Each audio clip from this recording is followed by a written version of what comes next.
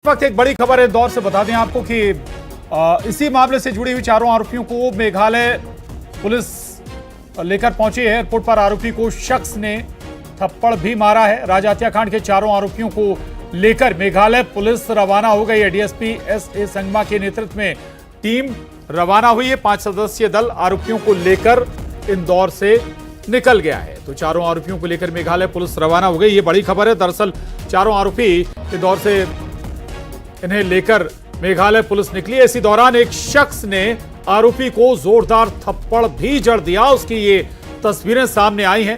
राजा हत्याकांड के चारों आरोपी जिन्हें अब मेघालय पुलिस शिलोंग लेकर जा रही है।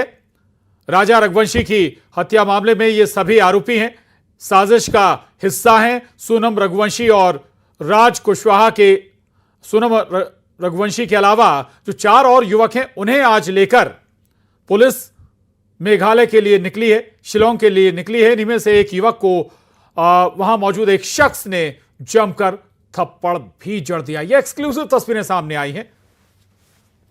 और एक बार फिर लौटते हैं अपनी चर्चा पे। प्रियंका राणा जी हमारे साथ जुड़ी हुई हैं, सामाजिक कार्यकर्ता हैं। प्रियंका जी, कि सामाजिक ताने बाने की कमी हम कहें या सामाजिक ताने बाने की कसावट में जो कमी है उसका हम एक ये रिएक्शन इस तौर पर देख रहे हैं। प्रियंका जी। प्रशांत जी, जब इस तरह की घटनाएं सामने आती हैं तो सबसे बड़ा धक्का महिलाओं को ही लगता है, क्योंकि मैं इस फील्ड के अंदर जमीनी तौर पर काम करती हूँ और जो सही मायने में प्रताड़ित महिलाएं हैं उनको भी न्याय मिलने में इतनी देरी हो जाती है सिर्फ ऐसी महिलाओं की वजह से।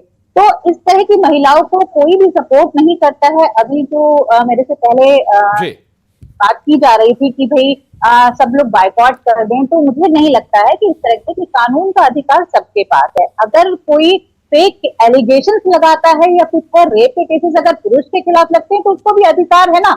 आप कह रहे हैं कि महिलाएं आई उसने टेबल तोड़ दी, तब तो आप नाराज हो रही हैं, लेकिन अगर हो सकता है ना, अभी तो ये मीडिया ट्रायल है या पुलिस की चीजें अभी बहुत पड़ते सामने आने वाली है, इस केस को स्टडी करना बाकी है और इसके पीछे के राज भी जानने जरूरी है, क्योंकि आगे आने वाले समय में किस तरह से हमारे समाज पे इम्पैक्ट पड़ता है वो तभी हम लोग सॉल्व कर पाएंगे जब तक हम इस केस के बारे में स्टडी करेंगे। तो मुझे लगता है हर किसी को कानूनी अधिकार है और उसके ऊपर जांच होनी चाहिए। कोर्ट हमारा ठीक है, एक प्रक्रिया होती है, थोड़ा डिले होता है। निर्भया कांड के अंदर भी 7 साल लगे थे लेकिन जस्टिस हुआ था। तो पुरुषों के लिए कानून नहीं है, ऐसा नहीं है। पुरुषों को भी अधिकार मिलते हैं, पूरी तरह से कोर्ट के अंदर साबित करना पड़ता है तभी उनको सजाएं मिलती हैं, अदरवाइज नहीं मिलती है। और अगर आप ये कहेंगे कि जिन महिलाओं के लिए बहुत सारे कानून है, पुरुषों के लिए तो फिर तिहाड़ जेल के अंदर इतनी सारी महिलाएं कैसे बंद है? किस तरह से महिला थाने और इसके अंदर जो महिला अपराधी है उनको भी प्रियंका जी ये बातें बिल्कुल ठीक हैं आप जो कह रही हैं, लेकिन जो ऐसी साजिशें अगर सामने आती हैं, जो अभी तक साक्ष्य सामने आए हैं या सर्विलांस के जरिए जो डेटा सामने आया, उन सारी चीजों को अगर देखा जाए तो ये वाकई एक साजिश तो थी। अब हो सकता है कि जांच में कुछ नई बात सामने आ जाए, लेकिन क्या ऐसी साजिशों से इंसानियत पर, संबंधों पर, भरोसे पर सवाल नहीं उठता? प्रियंका जी, सवाल आपसे ये मेरा ही।